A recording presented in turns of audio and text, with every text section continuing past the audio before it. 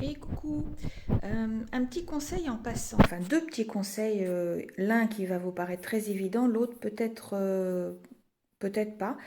En faisant les vidages, je fais toujours, vous savez, à un moment donné, quand vous faites les vidages, bah, vous renversez la tête à l'envers et vous la mettez ça contre la table pour pouvoir travailler le côté inférieur.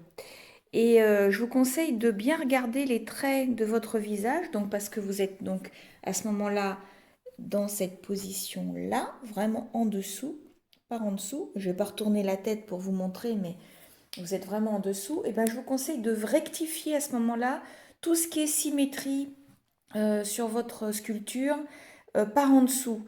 Le derrière des oreilles, les narines, la lèvre inférieure, la lèvre supérieure par exemple, pardon, vue de dessous, les yeux vus de dessous. Ça permet vraiment de corriger un tas de choses qu'on ne voit pas quand on est de face ou de dessus ou de profil. Le deuxième conseil que je me permettrai de vous donner, c'est de jamais faire les finitions de votre chevelure ou de votre coiffe avant les vidages. Bon, ça, je le dis toujours à mes élèves en cours. Vous mettez le volume grossièrement de ce que vous voulez, de comment vous voyez la chose. Vous installez les volumes de terre de manière à préfigurer en fait ce que vous allez vouloir après. Et puis vous attendez évidemment le temps qu'il faut pour que la terre soit à la bonne texture, qu'elle ait perdu un peu de son humidité. Et là, vous faites les vidages.